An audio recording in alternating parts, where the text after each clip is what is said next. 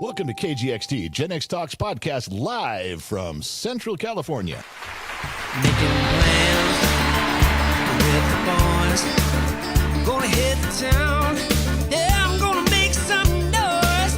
I'll push past the pain and my wounded pride. I'm gonna live it up. Yeah, stay out all night. But sure, I've had some better times. And I can't count all the tears I can write. And maybe down my last time. Yeah, but the blues took me just fine. Need to get done. Are you kidding me? You're going to start yawning again? I swear to Christ. You know every what? time you come out here, it doesn't matter whether we start in the morning. It doesn't matter whether we start at night. Anytime, night or day, you start yawning when you're in It's here. the studio. Oh, I can't see daylight. It's complete. There's no windows. What does that have to do with anything? Oh, stop it. Why is So that- wait. On our notes that we wrote together just now, Right. am I red? You're always red. You're red every week. Who else would be red? Well, because you put pink. There's pink on here. Let me help you out with something. We have pink is light red. No, it's not. We have a word for light red. We call it pink. No. It's still red. Yes, it is. You said. Look, Oh my we gosh. barely have any notes at all Would you on just there. start the podcast? I started it. No. You started yawning. You started the second I hit the button. You decided to yawn. You do this every week. What am I supposed to say? Are you done yawning? Are you done yelling at me? Because you Now we just told people we write notes together. So because we're so old. We're trying to write notes because we never do these things with any sort of a script. So now No. we're trying to write a few notes, and you're complaining because I even put your name in red, your words in red, so you know they're for But you. there's pink. Pink is red. I couldn't reach. Pink is pink. Look at my microphone was blocking the cursor area. I couldn't get to the red, but I could get to the pink. So I hit the pink So one. wait a second. You are so lazy you could move your microphone slightly over so you can get to red? It's more complicated than just moving the microphone. Unbelievable. I figured you'd know you were pink or red. Guess what? Yours might be yellow or orange too. Those are not colors I would use for me. We were just sitting here writing notes together. Forget it. My Just God. do the intro. You've just been yelling at me. Welcome to the KGXT Studios production of the podcast brought to you by Gen X. That's backwards. I did that whole thing backwards. Yes, you did. I'm Gen like- X Talks podcast brought to you by KGXT Studios. Could you- Broadcasting 200 feet below occupied California. Sponsored by Loud Trouble LLC. He's not even on the road truck driving. I don't like that. You need to start that over. Why? Pause. Silence. Start over. What do you want me to do? I don't know. That intro sounded horrible. Get your game face on, man. Come on. This is. Suck it up. Let's All right, go. hold on. Start over. No, I know what the problem is. What? We didn't have any super chicken secret sauce. Well, get When you it. think that you're in trouble and you need help on the double, when you think that you might take a licking, when you think that you're in trouble and you need help on the double, call Super Chicken. Just Bawk. call Super Chicken. Okay, I can do chicken noises. you can do chicken noises. All right, come on. Hey, pay attention. 5-hour energy is gone. This You is don't it. need them anyways. So when you need me to do something, I won't be able to because they're gone. That's it. You don't need them anyways. This is the last one. Drink my super sauce and we'll try the intro again. Yeah, what are you going to do tonight? Up to you. I'm When- not in charge of 5 hours. What do you mean? All right, let's try it again. Ready? Boom, boom, boom, boom, boom. Take a moment. KGXT Studios broadcasting from Central California, 200 feet below occupied California, presents the Gen X Talks podcast, brought to you in part by Loud Trouble LLC, Big City Movers, Old School Technology. That means they take you in a covered wagon. What? Okay. You know what? I'm not talking to you. Yeah, you've been not talking to me all morning. You were mad in the kitchen. You're mad out here. You're mad about everything. I don't know what your problem is. Okay, before we sat down, you got mad at me for talking to you while you were drinking a glass of water. A glass of water. Okay, listen, hold on. Seriously. You got to take something into context with me on that. You don't know the whole Oh, there's story. context. There is. Listen, if I'm just taking a drink of something, if we're having dinner and I take a drink of water, a drink of milk, a drink of whatever I'm drinking at the table, I'm fine. But I can't be the only person in the country that does this, but I'm going to tell you, I'm going to let you in on a secret. When I drink something like maybe chug-a-lugging is not the right word, but let's say, there you go again, yawning. Let's say I drink something like I'm drinking water and I'm like gulp, gulp, gulp, gulp, like 5, 6. It's really quenching. Okay. All right. I'm get you. This happens with water, Coca-Cola. It can happen with a glass of milk. My mind wanders and builds a story around the moment that I'm drinking. What is wrong with you? I can't be the only person who does this. Okay, so listen. This morning I was chugging some water and I was drinking and it turned into gulp, gulp, gulp. And by the 5th one, I pictured myself hiking out of the mountains like I'd been lost for 3 days. Fire and rescue units were there. They dragged me up the hill and I pulled on the ropes and climbed up. When I got to the top, a rescue guy hands me water and says, "Don't drink it too fast. You'll get sick and throw up." And I said, "I know the rules. I've been out of water before." And I started drinking and I got this thing in my head. And then you start talking to me. It must be hell in your head. I would say hell. Do you want to know the milk story?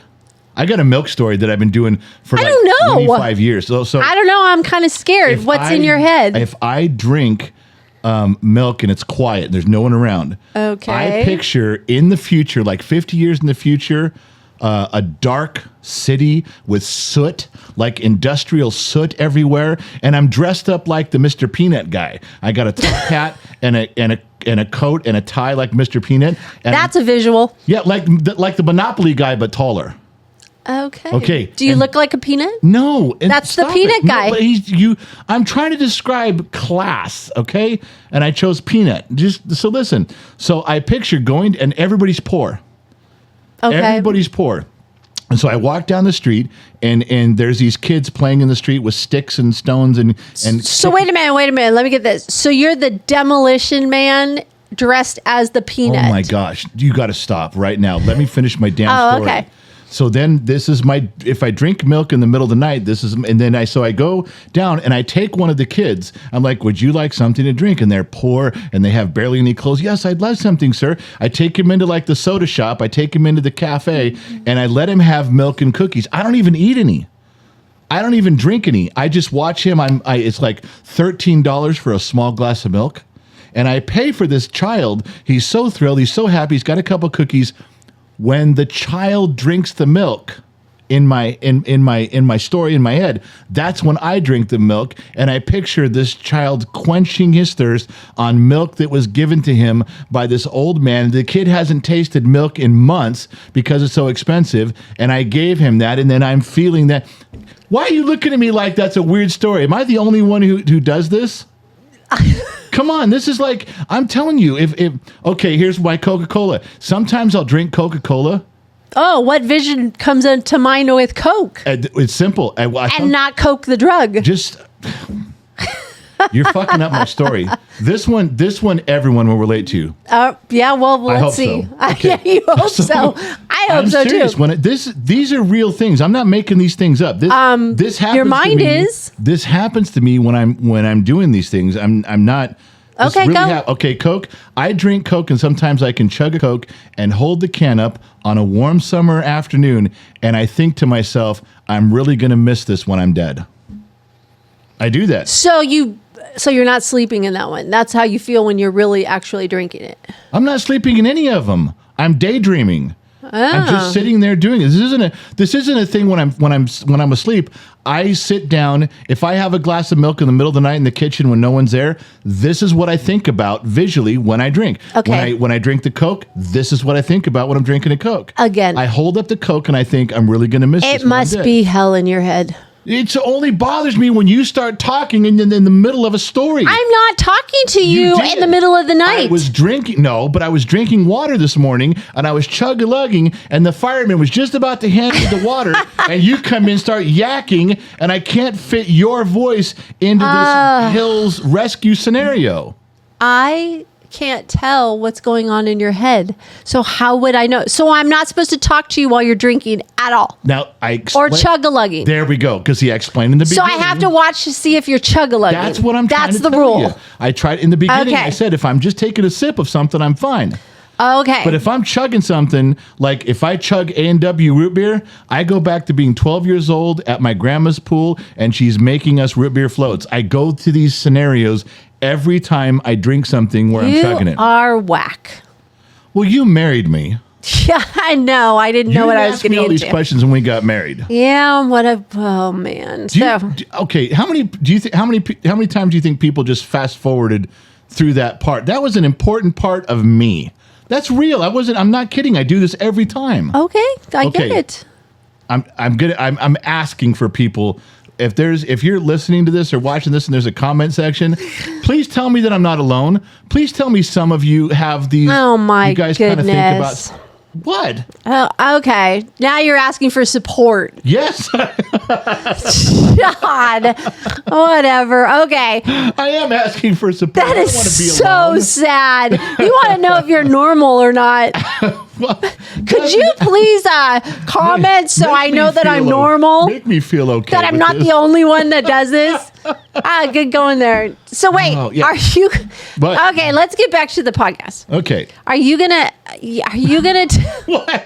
Get back to the podcast. Go ahead. Talk. are you gonna tell everyone how a 65-year-old lady, not much older than us, You are not bringing this up. working at a cash register, You are not. Okay, listen. shut you down in an argument, which is brilliant, by the way, but it Because happened. first of all, I was in a bad mood because of you. So you're gonna tell the story. Because of you. You got me in a bad mood going through, I think where we're a Walmart. No, Sam's Club. So we're going through Sam's Club. You're just pissing me off to no end. How did I do it this time? So I make you mad when you chug-a-lug water. What Yeah. was this one? I don't know. Spending I don't too even much remember. money? Probably. Okay. So we get to the cash register, and now I'm upset. I'm ornery, more than usual. And That's not a far trigger right there. no, so it's whatever. not. Okay. And I remember joking with the cash register lady. She says, I don't know what she said. This will be $363. And I simply said, will you take $250? And she goes, no, I won't take $250. And I said, well, why not? And she says, just pay for the groceries. And I said, well, you can bargain when you buy a house. You argue about price. You can bargain when you buy a car. You can bargain on almost anything you do in life. So I'm just applying the standard bargaining barter. She wasn't having it. She was like 65, 66 years old. She was not. She just stared at me with that blank stare. I said, is it a barter system? And you talk about a house. Probably you didn't talk know about what a car. barter meant. She knew what barter meant. She knew the whole thing. And when I was done with my dissertation, I'm telling her, so why can't we bargain on food? Why can't we negotiate here? You negotiate. You know what she on was everything? thinking? She was going, what an asshole. Well, that's not what she said, though. You remember what she But said? she couldn't say it because she was working. But she was like, But she did look at me and she goes, it's food. You're going to pay the full price for it. We're not bargaining on food. You have to have it. Oh Where was my I going gosh. to go with that? Where could I go? Unbelievable. Where was I going to go with that discussion? I don't And I know. looked over at you and you had this stupid smirk on your face like she shut you down, pay that woman. In fact, you had to look like, why don't you tip her? Because she just taught you a lesson. I can't believe you brought that up. That's a story that makes me look bad. You're supposed to make me look good. Well, Thanks you for know, nothing. they just need something every once in a while. So they do, believe me, the audience. you are not perfect. Yes, I am. Just ask me. I'll tell you. That's for sure. I'm wonderful too. They need to know that there's some people that think you're not funny. But that's not true. If there's people that think I'm not funny, like that cash register lady at Sam's Club, there's something wrong with She her. might have been having a bad day. You know what? so- You know what never occurred to me? She probably didn't have her hearing aid turned all the way up. Oh my God. At 65. That's probably what that it poor was. lady. I'm sure she could, if she would have understood me clearly or given me 5 more minutes to explain, I think we'd have been okay. I think sometimes when we go shopping, I need to just turn around as we're leaving and give that person a hug and go, I'm really sorry. Sorry he came through your line. You know what's really funny, this is true, and I know you do this. I know every person in America does this. When you're in a big long line at Costco or Sam's Club or Walmart, Yes. every one of us looks at what other people are buying. We I am so judgmental on that. I look at people, I'm like, okay, that person's got chloroform and a rope. Okay, I think they're up to no good. You know, you want to be able to turn people in. We've had people when we threw a big barbecue and we had all the alcohol, you know, on the thing, and they're like, "Where's the party?" They've done that more than once. Yeah, we pulled up to like coming out of Costco and we had all these hamburgers and hot dogs and steaks and chips, sodas and beers and liquor, and literally that one visit we did that one summer. I bet there was 7 people that said, "Can I come to your house?" Yeah, they were all like, "Well, but what time's the party?" What time's the party starting? Yeah, but I do that. I judge people by what they're in there buying, and I shouldn't. I do though. But it's funny. It's funny to see what's in somebody's basket. No, but it's true. And you walk in, if there's some dude behind us, and he's got shampoo and pizza and a DVD, you're like, before you even look up at the guy, you know he's single. he's got Purell in there, and he's got 2 frozen pizzas and a movie. That dude's single. Just the other day when I was at the grocery store, I was laughing because I made lunch. I made chili the other day. Yeah. And I ran into the store for a few things, and I was like, oh, well, I have ground meat. I got eggs. I got cans of beans because I didn't want to make them. And I'm thinking, this is kind of odd, you know, like what's in the thing. But see, there's people that would know you're making chili from that. I was waiting for somebody to make a comment. Yeah, they'd know. Because I just ran through really quick and just got a few things. But so you're ramping up for the KGXT studios and started interviewing and stuff. Yeah. Can you want to give an update or tell people, you know what, on the podcast, maybe you should announce the KGXT studios, like where the radio station is, where Gen X Talks is heading. Yeah. Gen X Talks is branching out into KGXT Radio, which the podcast will be part of once we get the radio station up and running. We already own the name for the radio station and the websites, but digital broadcasting. We're working on the rest, but we got a brand manager now who's trying to reach out to sponsors, because not to make money at it, but even to be able to support pay it for the licensing of the music is going to be insane. So we're working on that. But you and the branch manager both said, quit waiting on interviews. Get going now. Yes. Let's get going. Just move it forward, and hopefully we'll get going. We lined up some stuff, and I'll tell you one interview we did, but I want to tell you the couple that I've got lined up in conversations that I've had. Really super interesting. And I'm not saying that I'm going to turn into Joe Rogan, but I definitely want to follow how he did things. You know, he had a very good business model for how he perceived to where he wanted to be, and it worked. So Rudy Law was a baseball player, professional baseball player with the Dodgers in the 70s. He also played for the White Sox into the early and mid 80s.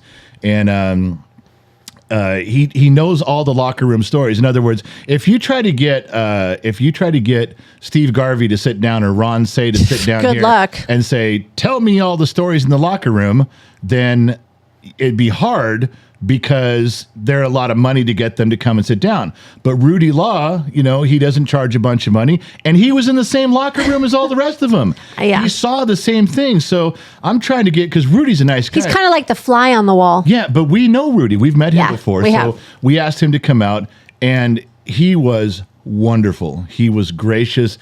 He sat in studio with us, and I'll edit this so you guys can hear it. He had great stories. Rudy Law still holds the Chicago White Sox single season stolen base record back from 1983, I think it was. No one's broken that record on the White Sox. When are they going to be able to hear this? Like, are you going to save it for the radio station, or are you going to release it? You guys are telling me to put this stuff out.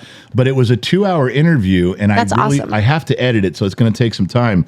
But Rudy was so gracious. He was so nice. But I want to tell you 2 things that were funny about Rudy. When I got him on the phone, I said, hey, Rudy, remember? And he's, oh, yeah, what's going on, man? I said, hey, I need you to come up here, because we're in Bakersfield. He's in L.A. And he goes, yeah, that's really far. I said, yeah, just get in your car and drive. He goes, yeah, but over the grapevine. I go, it's a nice time of year. He goes, yeah, but you can get stuck. It was this constant back and forth. I would say something, and he'd come back with, well, I don't know.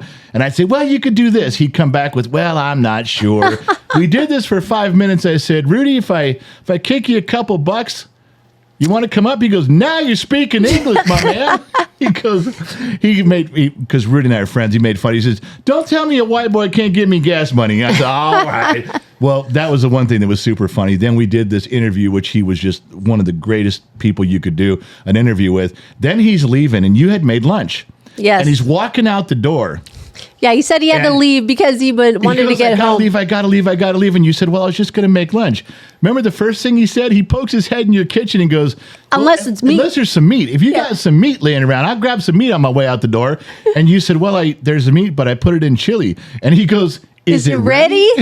And you said, yeah, it's done. He goes, well, maybe I could stay. And then she goes, you want a drink? He goes, I'll take a Heineken. So you open him up a cold Heineken. I did. He goes, maybe I'll stay for 2.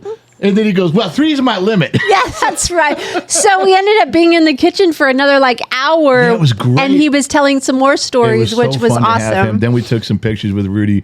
And Rudy said he would be more than happy to help try to get other guests. Now, he knows That's people. awesome. He knows more people than I'm ever going to know. And he said he'll make some phone calls and bring some people out. Yeah. Maybe he'll come with them. So it was a great first interview. It was a lot of fun. And that's baseball.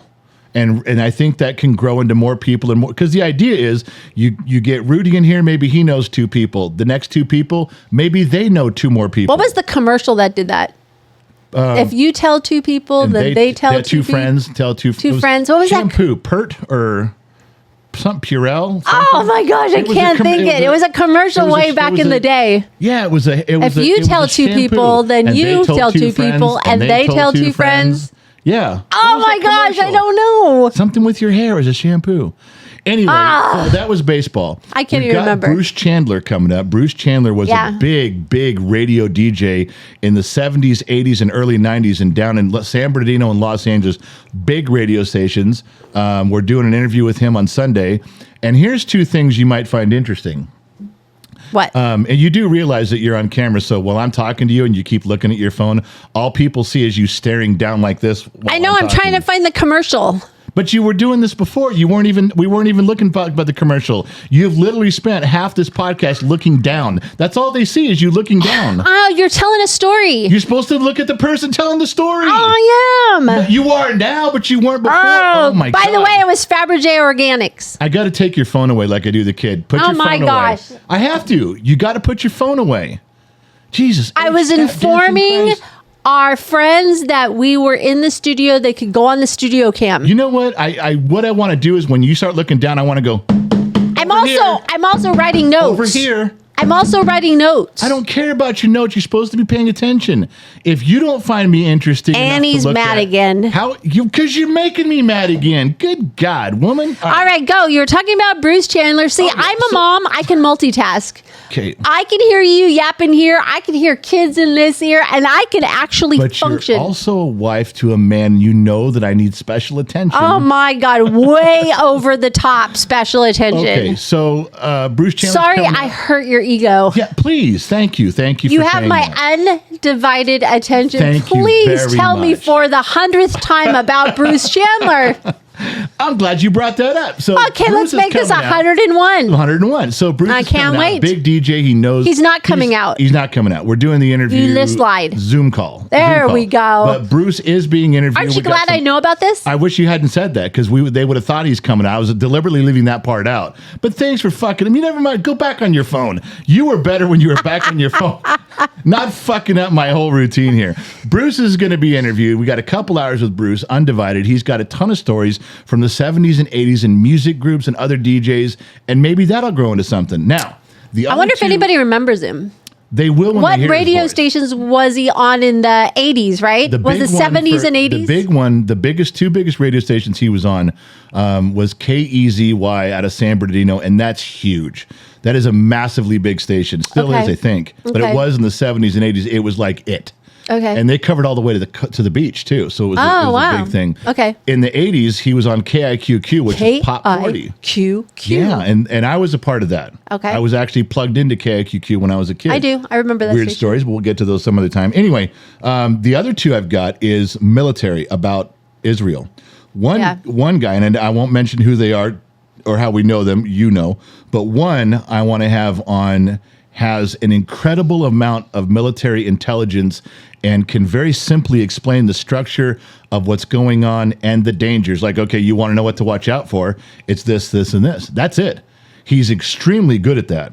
The other person is a boots on ground type of guy and says, if my unit gets deployed to this place, I know what we're worried about.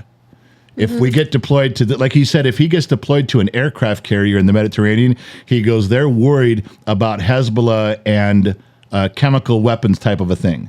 He says, if we get deployed to this base, he goes, then it's a ground assault, conventional. He goes, we've been briefed. So I want to have both these guys on and get as much information as I can. These are people that know. Yeah. And I'd like to pass that along. So for the first interviews, it's Rudy from baseball, 70s and 80s Dodgers baseball. Uh-huh. It's Bruce Chandler, 70s and 80s Los Angeles music scene. Yeah. It is two military people, one high up in intelligence, one boots on the ground for Israel. And the last one I've got lined out is, and I can tell you his name. You remember Brian Connor? Yes. He was in Highway Down. It's the intro and exit music for what we do here On the and podcast. He's been in Nashville, and he's in the music scene. He's in the music scene, and he's bringing an engineer from L.A. who engineered so many albums.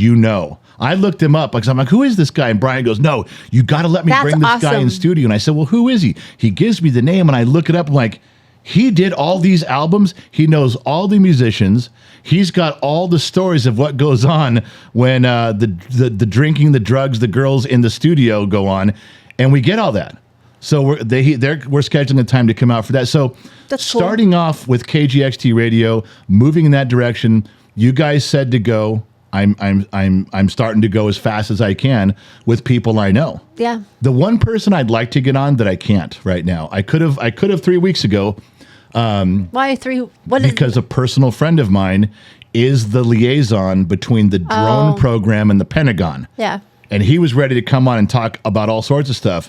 Now that Israel's going on, he goes, I can't come on and say anything. He said, I can't even come on and talk about hamburgers and hot dogs and Coca-Cola. He goes, I can't be anywhere in the public eye right now. He goes, I'm not allowed to be. Yeah, he's busy. Oh, he knows everything because the drone program, he liaisons the information from the drones to the Pentagon, what the Pentagon was.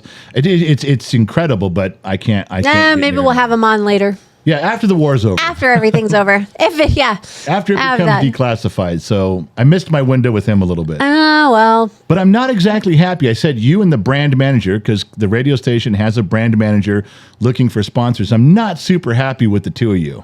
Why? Because you guys set all this stuff up. You and him set up like, all right, so we're going to do this, we're going to do that, we're going to have this, we're going to go here, and then both of you tell me to go do it.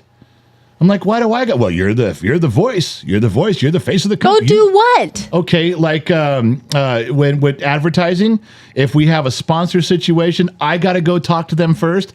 I got to go smooze them first. You're better in person. See, here we go again. Why do I have you as my wife and him as the brand manager to go do these things, and all you guys do is get a phone number? I set it up and say, "Go get them, boy." That's right. I set it up, and you go get them. Just like there, and you totally. Oh, he's pointing the finger at me. You totally bamboozled me twice. The brand manager says, "Do we have a LinkedIn page?" And I said, "Yeah, we do, but I've never used it. We just signed up for one 2 years ago." He goes, "No, you got to have it. It's important." And I did it. Sponsors. I'm getting to that. Sponsors and brand people, they come to you. They don't ask you for your Facebook page. They don't ask you for your TikTok page. If they're going to spend money advertising, they ask you for your LinkedIn page. I'm like, God damn it. All right, we'll go. I don't know how to do the LinkedIn page. You didn't know how. We'd never done it before. Uh-huh. And it turns out it's kind of a lot like Facebook. So you came into the studio 2 days ago and you said, "Listen, sweetheart, I'm busy. If you buy me a steak lunch, that's right. I will do the LinkedIn page." And I was like, okay, I didn't want to do it. You didn't want to do it. So I buy you the steak lunch. Yes, you did. You sat down and after you were sitting right in this chair, right where you are. Yeah. You looked at me and said, "Oh, it's pretty much all done. I'll just post a few things." And I said, "What?" You said, "No, you got everything filled out from 2 years ago. The address is right. The information's right. The bio looks good. I'll just add a couple things." I think that's your fault. You should have looked at the LinkedIn page before you committed to the steak lunch. You bamboozled me out I of a didn't. steak lunch. You worked 3 minutes on that. Why didn't you go and check it out to see for yourself? I was busy like you were. Well, My you know God. what? That's your fault. So I got bam, and here's the other one. So the Reggie candy bar is coming out. The people who make It's already out. It's already out. They brought back Reggie candy bar. For those of you that know that from like 1977 through 81, it discontinued in 81. It was a short-lived thing. Reggie Jackson for the New York Yankees, he had a candy bar. It's kind of cool. Mr. October. Mr. October, that's right. And so they sent us some candy bars and a T-shirt, and we plugged them. It was nice, but there's a potential to maybe do something with them a little bit.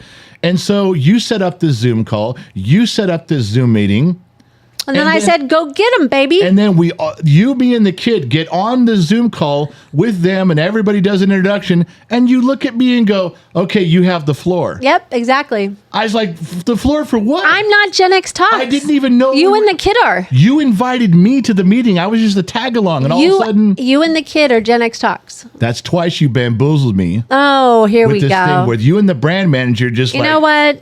Well, you guys set up phone numbers. You know and what? shit, You and married me. You knew what you were getting into. I didn't know you were this Welcome good to at my world. bamboozling. That's what I didn't know. Well, I'm getting better as I get You older. are getting better at bamboozling me. Yes, that's true. You learn Slowly, but yeah, I'm getting there. slowly. I I'm don't just know. telling you. That's Okay, so I have a beef to pick with you. oh great. What? Today it's just one, but there's many. Just but I'm get just to the- gonna just get to I'm the just point. gonna bring up one. What's with all the broken hangers in the bathroom trash? What'd you do? Okay. It's you because it's not me. If it's in our bathroom, it's you. Okay, this is your fault. Again. I'm telling you. This is just hit me This is- today. okay, I this feel is- like I'm getting stoned. This is not in a good way. No, not in a good way. Okay, I wasn't going to bring this up. I don't know. What do you're complaining What about? do you mean you weren't? I'm going to bring it up because Okay, I'm noticing it, Yes, there's broken. Okay, when I go into the closet, which you never do. But okay. then how would I have this story? When I go into the closet and I take a shirt out of off a hanger, you have many hangers that are just regular coat hangers. I hate to say they're just in a triangle. They're in a triangle. No big deal. My shirt slips right off. But you have a lot of these weird fucking hangers that as at the top of the hanger, the two top parts that the shirt hangs on, they have like a hook built into them. I don't know why. You know, Okay. Yeah, I know what you're talking about. do you know what those are for? Are they like for a tie or something? They or, can be, or for. but they're not a smooth hanger all the way around. No. They have a little cutout. Yes. My shirt always gets hung up on that when I pull my shirt out of there. Oh. I don't take the whole shirt off of the bar and undo the shirt and put the hanger back. I grab my shirt and I yank and you on rip it off. Right. So if you put them on the regular hangers, it just slides right off. But when you put my shirts on one of those with the little fucking weird catches on the top bar, those little cutouts, Yes. it grabs the neck of my. It adds excitement to your life. Well, you end up with a broken hanger. I must have broke 30 hangers So you might. because you put them on. I don't know where you get these stupid hangers from, and I get mad and I snap them in half, and then I throw them on the floor or throw them in the trash because it's dumb to have those hangers. Why did they even invent those hangers? I'm not even going to just. Okay, I am not you even are- going to respond sorry, to it. I'm sorry. Did I answer your condescending question about the hangers in the trash clearly, Senator? No, I think I did. no, because that just tells me you're goddamn lazy and won't take the hanger off the thing, off Just the quit rack. buying those stupid hangers. No, I'm not. With the catch on them. And You they know won't- what? I'll go find metal hangers, the good old fashioned metal hangers Fine. that are hard to find, and I will Fine. put them on there. I don't care as long as they just. When I Fine. grab my shirt, I'm in a goddamn hurry. I'm trying to get shit done in life. I ain't got time to be fucking around with hangers. That is time not well spent. So there's your answer. That's why there's hangers in the trash. They're broken. Okay, I'm not even gonna respond to that. It's not You even brought- worth it. It's You they're brought it hangers. up. They're hangers. Oh my! You brought it goodness. up. Unbelievable. Hey, I have an invention.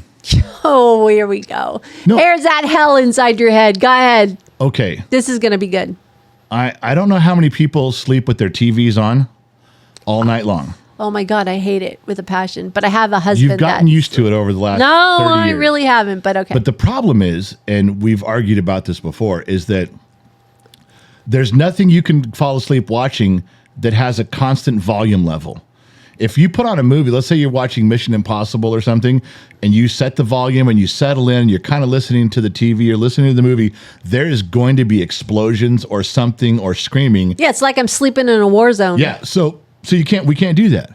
We can't watch. You know what's even worse is when I wake up at 3 a.m. and you have hardcore porn going on. I don't have porn going on. You lie. No, if I fall asleep watching HBO, I'm not responsible for what they show at 2:30 in the morning. I've been asleep for 3.5 hours. Jeez.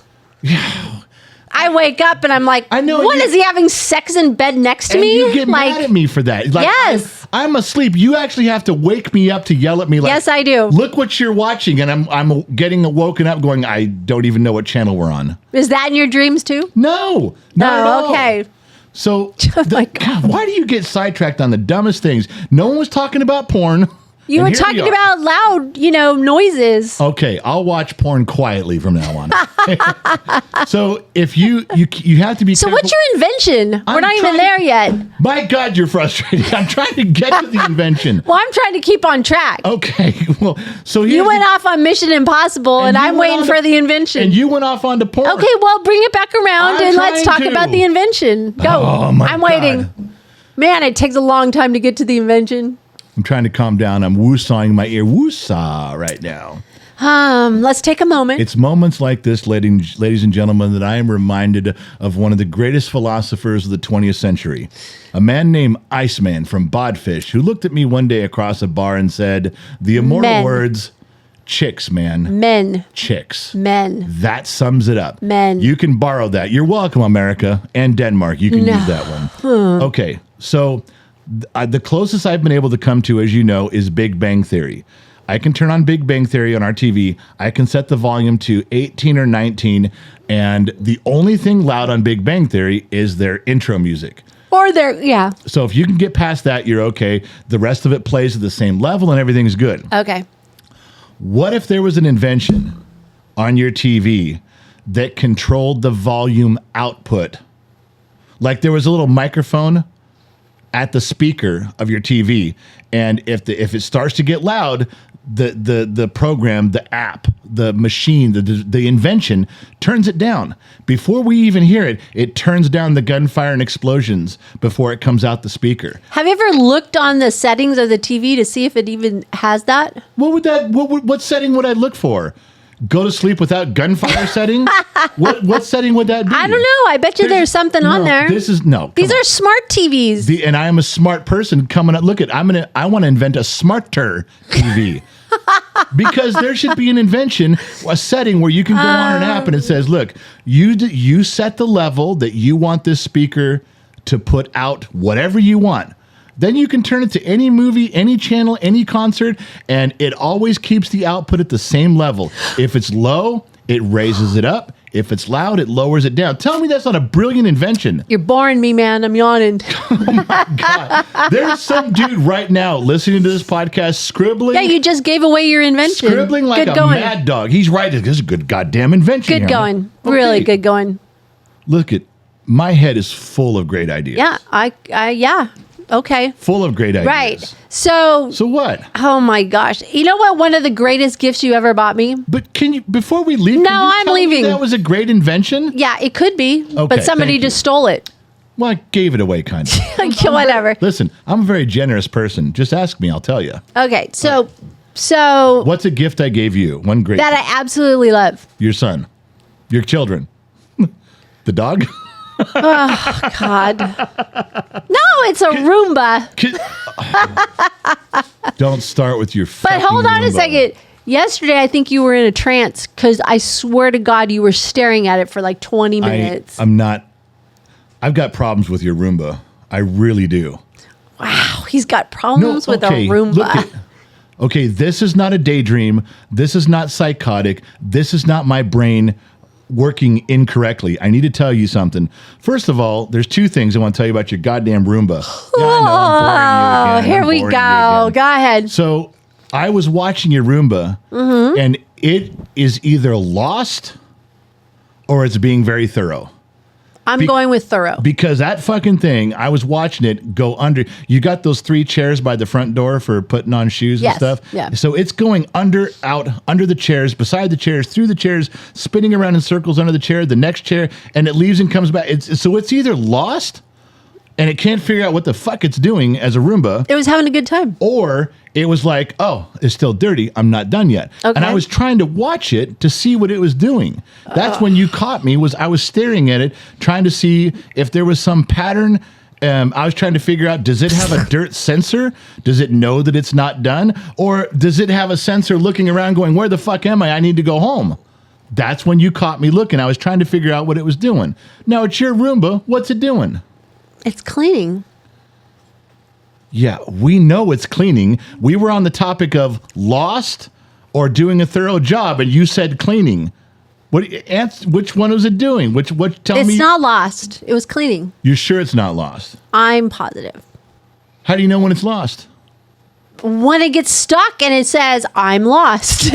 So if it was confused, it calls for help? Yes, it does. Okay, that leads me to sunny point number 2. Oh, man. No, this one was stupid bad. You know how sometimes you can't sleep at night and you go downstairs, you go to the living room, you go on the floor, you go to the couch because you're having trouble with Yes. pain or whatever. So you were gone the other night and you weren't in bed. And I'm like, all right, well, and I usually just leave you alone, but you were gone a while and I thought I'll go look for you. Now I just went downstairs real quick and you weren't in the usual places like on the couch or in your recliner chair. And all of a sudden, I heard a noise in the other room, and it was a weird noise. Yeah. All right. So within a couple seconds, I figured out it was the Roomba, and it was making noises. So now I'm trying to find it because it's in the dark, and I'm looking around. And I said something out loud, like, I said, well, a stupid, Roomba in here. Did you kick it? No. Yeah, okay. Not at first. Okay. But I couldn't find it, and I was like, come on, you stupid robot noises. Let me know where you are. I find it, I pick it up. Oh, yeah.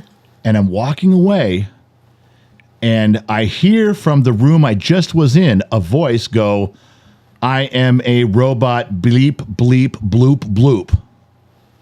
Now I'm standing there in the dark, and I've got the Roomba in my hand. And from the other room, I heard a voice say that. Uh-huh.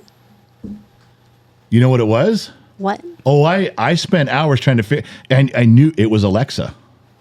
Your Alexa in the other room heard me say something about robot noises, and then it decided to say in a robot voice, I am a robot, bleep, bloop, bloop, bloop. It took me like 17 tries to get it to say it again. But I didn't say Alexa, and I didn't say Amazon. Yeah, I hate that I didn't thing. say anything. I'm carrying the Roomba. It's like the Roomba cried out for help to the other computer and said, make him put me down.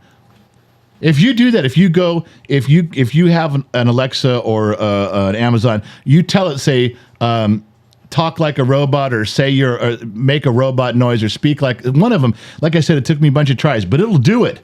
I made it do it again, but it wasn't easy. And I don't think I said that stuff to the Roomba. I think when I picked up the Roomba, it told the Alexa, and the Alexa was like the big brother because it said in the dark from the other room, I am a robot. That's creepy. It freaked me the fuck out. I'm telling you. That's creepy. So you know what I'm going to do? I was thinking about my Roomba. I don't like your Roomba. I'm going to name her Rosie. Like Rosie from the Jetsons, and I'm going to like decorate her, I think, so she looks like it. Because that's who she reminds me of. You're going to decorate your... Now, all right. Okay, I'd go along with that. I thought this was going to be one of those conversations you always used to yell at me about when we were younger. You're like, well, Roomba is like Rosie for the Jetsons. Yeah. And then like, well, I deserve a housekeeper, Well, I did years ago. Yeah, you didn't. You didn't need When I had 8 kids, it would have been nice to have had an Alice. You don't... Alice was with the Brady Bunch. You don't need an Alice. You didn't need an Alice. I could have had a Rosie. Well, that's not the point. The point is that what Now I don't need an Alice. No, Well, I kind of need an Alice. you didn't need or deserve an Alice back. I didn't deserve one? No, you didn't need. No, you stayed home all day. You were fine. Oh, that is a... Ooh. What are you talking about? You did good. The kids were doing the chores. What? Give me one justification on why you would need an Alice. Just throw one out there. Well, Mrs. Brady had an Alice. So what? And she only had 6 kids. I had 8 kids. So I'm trying to remember this TV show 8 is Enough? yeah. I'm trying to think, did they have I'd like to say they didn't have a housekeeper, but I don't remember if they did or not. They didn't. See, they had 8. I missed that show. I like that show. Never thought I'd grow up to be 8 is enough. Yeah, you I didn't know I was going to grow up and past Mrs. Brady. That's right. I'm like, Mrs. Brady, who? I want to be Mrs. Bradford. That was her name. You kind of got close. You got a dog. You know, they had a dog, Tiger. Yeah, I had an uncle, but not a cousin. No, yeah, you were good. So, oh man. all right. So that's. What was that? I think the kid's in the studio sneezing. Why is he even in here? I don't know. Freaking kids. I have a couple fan questions. For you or for me? Well, I'm going to ask you. Okay, go. So, how do you not show favoritism to children? That's a good one. I do show favoritism to children. And they pointed out that you love others, other kids I do. more. I show listen, you want a good lesson for life, and this goes to all the parents out there. If you're a young parent, and I will solve it right now. I've raised 32 kids, and I'm telling you this works. Kids always come to you. Well, you let them do it. You let them get away with it. You let them go, and they didn't do their chores, their homework, blah, blah, blah, blah. All the time. All the time. They come up, well, they got to do it. Real early on in life, I had a catchphrase that worked every time. Yeah, you did. My son would come up and go, well, how come you let my sister do that? And I'd look at him and go, I like her better than you. Yes, you did. I would say that to every kid every time. What are you supposed to say? What are they going to say to that? Yeah, nothing. They can't. They can't come back on anything. You like them better than me? Yes, a lot better than you. And then the next kid would say it, and I'd go, I like them better than you. As long as you say it to every kid. Spread it out. Spread the love. Spread the love out. Every time. It didn't matter what kid was telling on what kid when we had 8. I always said, well, I like them better than you, so you don't get to do it, and they do. Same with the next kid, the next kid, the next kid. Then they start talking to each other. Then they get mad. They're like, come on, quit saying that. You don't like them better. You said you liked me better last week. Nah, that was last week. That's right. The other one is when they come up to you, and that was free, America. Free. You can have that free one for advice. free. Free parenting advice. That's right. But I'm going to give you one more. Okay. The other one with kids was when they would come up and they'd kind of whisper in your ear. My daughters were really good at this. They'd wait till I'm alone. They'd come sit down next to me. Dad, you know how much I love you, and try and do some. And they would ask for something, and then they'd always say, Dad, you know I'm your favorite. Uh-huh. You know I'm your favorite. Our daughter just said that the other day to me. The other day she called you because she wants something. Dad, she know just said, I'm your favorite. And I always say the same thing. Well, to be fair, sweetheart, you're my second favorite. And I would say this to every single kid. Dad, what do you mean I'm your second favorite? Who's your first? And here's the best part. You'd look at him and say, well, all the other kids are tied for first. You're my favorite. And they get mad and go, that's last. That's last, Dad. I say, well, technically it's second. I like to think of you second place, not last. Yeah. Yeah. Also, the one daughter came home last week and spent the night because she was going to a baby shower in town, remember? Yeah. So she goes out into the garage. She comes back and she goes, Mom, there is more stuff in the garage than when I lived here. Okay, here's your homework.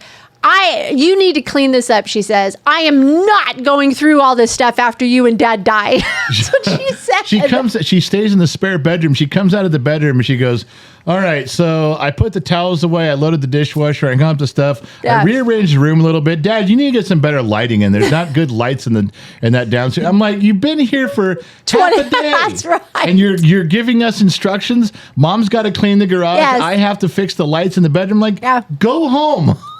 I couldn't believe it. I was like, what the heck just happened? Like, she just came home. Your kids are adults when they come back in and they start parenting you. Yes. Then you've I'm like, yes, dear. I was like, yes, dear. I'll get right on that. I wasn't. I was like, mind your own goddamn business. I was telling her about the garage. Well, I can do my side, but Dad, Dad has to do all his tools and everything. And I don't think that's going to happen. And she was just like, my God. You know who's going to be mad? If I died and my sons come back or my daughters come back with their husbands and they want to start going through my tools, Gen Z kid's going to be out there, stay out of the garage.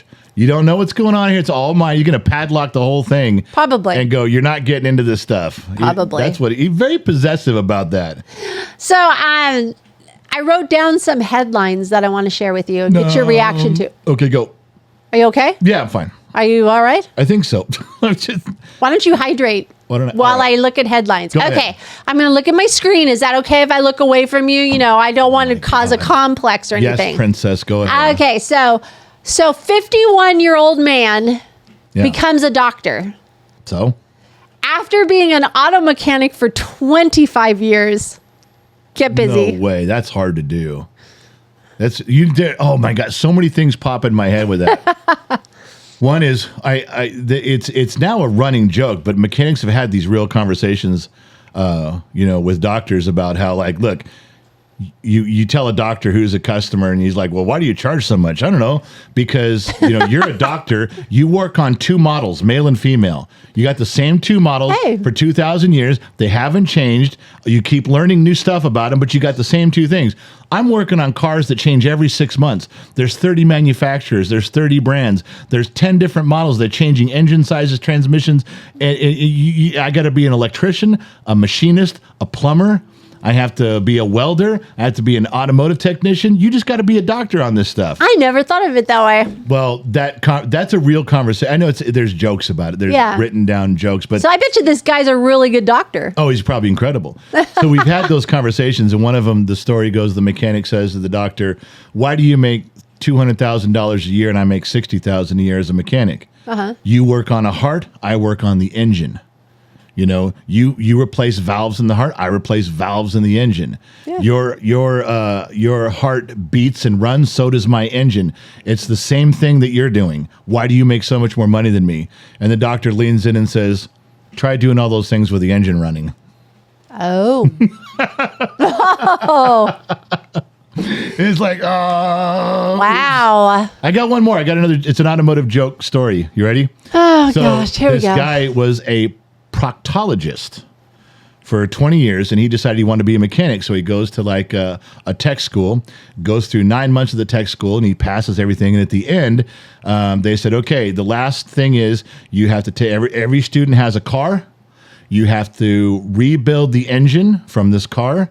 And so, you do your engine rebuild. And if it runs, you leave it, and we'll send you your certificate in the mail. You get 50% credit if you do it in a timely manner, and you get 50% credit if you do it correctly. Okay. You can get 100 points. You get 100% out of it. Okay. So he finishes his job, this proctologist who's now becoming a mechanic, does this whole thing, goes home. Months later, he gets his test results back, and he got 150%. What? He got 150 points. Because? So he calls them and says, "Hey, thank you I'm graduated. Thanks for the diploma, but how did I get?" He says, "Well, you did it in a timely fashion. You got your first 50 points. You did it correctly. Everything was running good. You got your second 50 points." He goes, "Well, how did I get the last 50%, the last 50 points?" He goes, "Well, to be honest, as all the instructors got together, we'd never seen anybody rebuild the engine through the tailpipe." Oh, God. Oh, my goodness. I can't believe I had to sit there through that. That's a good story. Come on. Oh, That's my funny. gosh. All right, go ahead. I'm sorry. So here's another one, another right. headline. Go. This gentleman by the name of Hanif Johnson. Hanif. He decided he wanted to turn his life around, and after being jailed 3 times, he was in jail for 3 times, he became the youngest judge ever in Pennsylvania at age 27. What? So he goes to jail 3 times. Yes. And then someone elects him to be a judge. Well, no, he went to school. They didn't just like, here, let's be a Okay, judge. well, normally you'd have to become a lawyer for years and years and years, then get nominated with other people trying to be the judge, and finally you get your turn to be the judge. You're telling me at 27 he went to school and what do you go? Is there a judge school? I went to I don't know. That's just the correspondence judge headline. school. I filled out the back of the cereal box and cut it out and sent it in, and poof, I was a judge. I'm just reading a headline. I don't get it. Well, now I have no respect for the citizens of Pennsylvania. Wow. You can't take how many times had he been in jail before 27? I mean, 3. 21, 22, 23, then 4 years of lawyer school, and then your first job as a judge? Maybe he did it when he was a kid, a teenager. Then it would be a sealed record. Thank God. Maybe he's giving that information out. He can reveal that I guess he information. could. He could say he was jailed 3 times as a juvenile. That's true. All right. You know, he can talk about his past. Just because it's like concealed doesn't mean he can't. I think it's funny that he's a judge and he's like, well, how would you apply for that? He's like, on the job training. Yeah, I've been in courtrooms my whole life. I got this on my resume. I know. I know what the inside's like, too. The whole thing. I know. I got both sides of the coin here. I've been in courtrooms many times, been in front of many judges. I'm ready to go. Oh, my gosh. Okay, I got one more headline. All right. I love this one so much. Ready? All right. A man named Dale Schroeder Yeah. grew up poor in Iowa. Okay? He never married, never had any kids, all right? This man.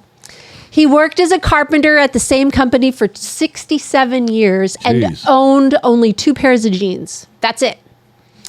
He spent his life savings from working at this place to send 33 strangers to college for free. That's amazing. That's crazy.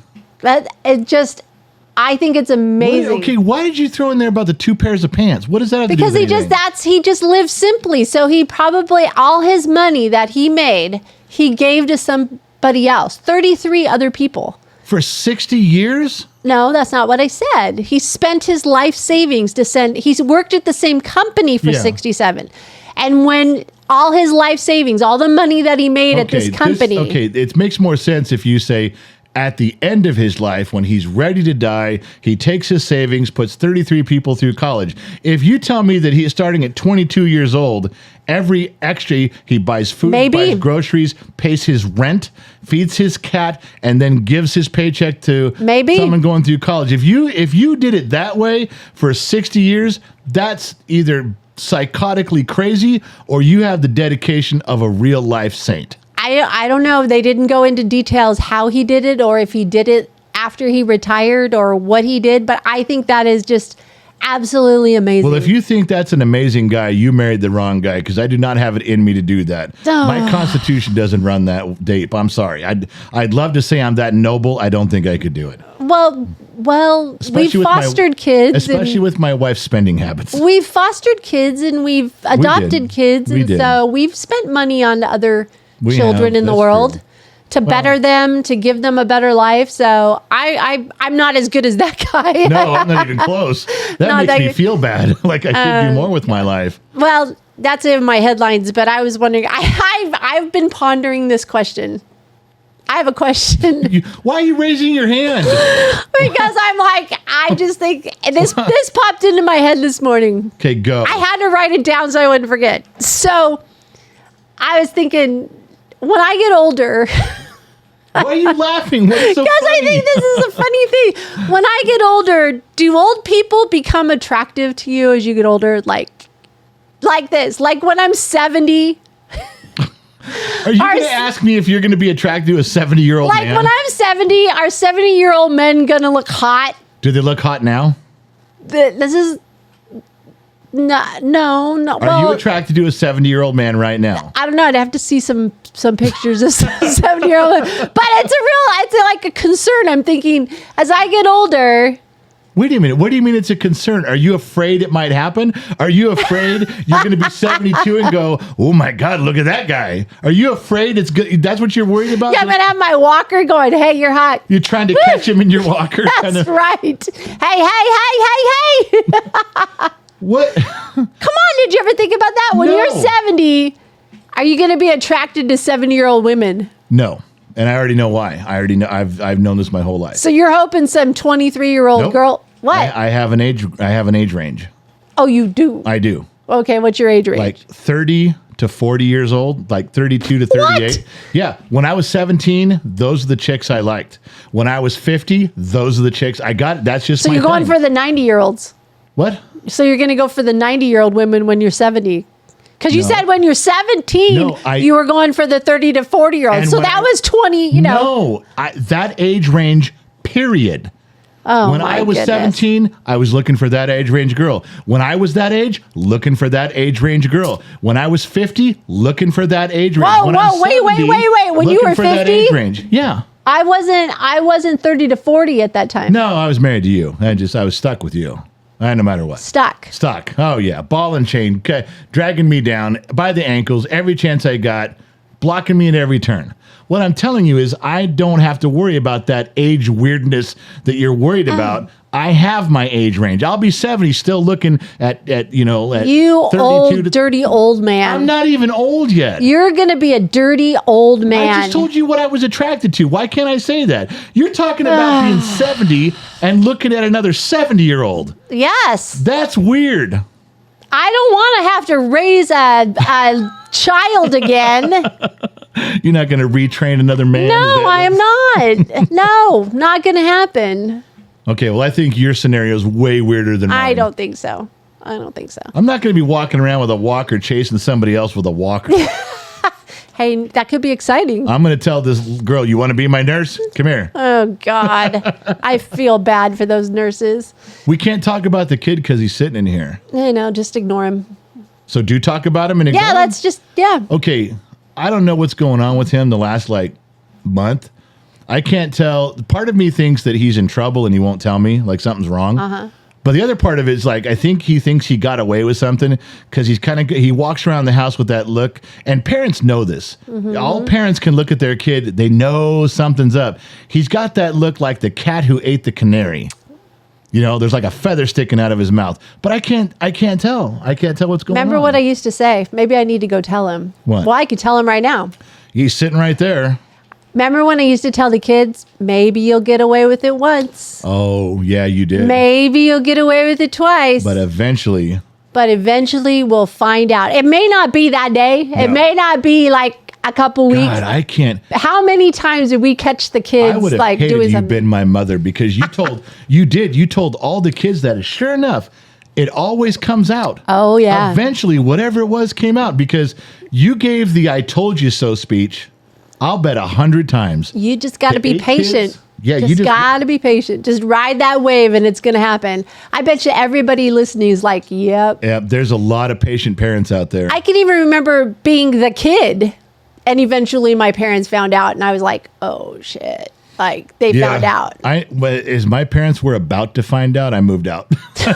That was that's how you solved it. It's all coming down. I'm leaving. I got to get out of here. It was bad. Oh my gosh. Do you ever miss going to work at the shop? No. Absolutely not. Nope. I miss working on cars.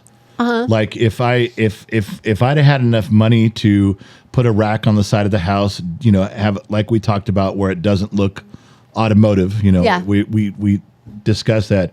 I would love to be working on cars and tinkering. I think that would change. I think that outlet would change my whole outlook on life. I think if I had that release to do that because I've got all the tools, I've got all the knowledge, I'm just too fat to get under a car in the driveway. Well, let's but see. As far as working down at the shop, I am so sick of working with customers, and I had a lot of great customers. But towards the end, there was professional customers that were they would just try to get free things and argue and turn you into the bar if they could. It became such a hassle that I'll tell you, for years after I quit working down there, just driving down to that street gate made me sick to my stomach as I turned the corner. Yeah, and I just got to get out of here. I don't want to be down here. Because it ruined it. Well, I got a few cars you can work on. I got a BMW. I got a rack. Camry. Then build me a rack. I got a truck. Call your sugar daddy. Get some money from that guy and put a rack. I want more like a sugar buddy. A sugar buddy? Didn't you just say you wanted a 70-year-old good-looking I know, guy? but I want a sugar buddy that just calls me up on the phone and goes, how you doing? And I go, well, and he goes, oh, okay, well, I just wanted to check on you. Here's $7,000. No one's going to give you money for a phone call. That's not How do you know? Oh, please. So I want a sugar buddy. No one's going to do it. Fine, get a sugar buddy. I dare you. In the comment section? No one's going to give you their number and give you money for a phone call. No way. Oh my gosh. So sugar buddy. You just made that term up. There's no such thing as a sugar buddy. Hey, if it works, you never know. That just shows your age. Why didn't you just say a pen pal? A sugar pen pal. You know what? Let's write each other some letters. Wow, that's old school. You're the one that just aged yourself. Writing letters. I'm just talking about. Who writes a letter now? You and your sugar pen pal. Oh my goodness. So before we end the podcast and Yeah. I go to work and do whatever I'm doing and Right. get back on my phone before I get yelled at. Yeah. Do you have any car stories or are we not doing a car story today? I think just those jokes, those were that's all you have are jokes. Well, that's all I got today. Can't we just, that was 2 stories, right? Two car jokes. Are you whining? No, I'm talking in a It voice. sounded like a whine. That Talking. sounded like a little whine. I'm talking in a voice that I think your ears could hear correctly. So can we wrap this up now? How long have we been on? Whoa. Whoa! Stop. Jinx! I'm not going to say another word. That was pretty That good. was weird. Don't do that again. You're the one. Don't stop. Don't. Nope. All right. How long have we been on? Hour and 4 minutes. It is an hour and 4 minutes right now. Yes. You were about 7 seconds off. That's pretty good, Okay, huh? now you're back. That's I better. told you. It's like this. I have You got a spider thing. senses. You do have spider senses. All right. I'm going. I have things to do today. All right. Well, People to see, places to be, You know, my day. money to spend. Stop. You going to buy me a rack? Yeah, I'll get that and get right on that. You got 2 choices. What? You can buy me a rack that lifts automotive cars. Or you can buy me a rack that goes under your shirt. I already pick a- have a rack. Pick a rack. I got a rack. I All already right, got a listen, rack. we got to go. We got to get out of here. Hey, Thank you let guys. me say goodbye. Well, say goodbye. Goodbye, everyone. Thanks for spending the last hour with us, right? Hour and 4 minutes. All right. We'll see you next week. Thank you guys for tuning in. If you had an hour of your time to waste, thanks for wasting it with Gen X Talks. What better time can you have? We can write you a note and get out of work the next day. You have a Gen X Talks fix and you need to get it taken care of. I'll write you the note. Thank you guys for tuning in wherever you are around the planet. We couldn't do this without you. AM, FM, Sirius XM, or perhaps on the Armed Service Radio Network. Remember 2 things. 1, wherever you go, there you are. And the other, I'll catch you guys on the flip side. And I'm out. Life is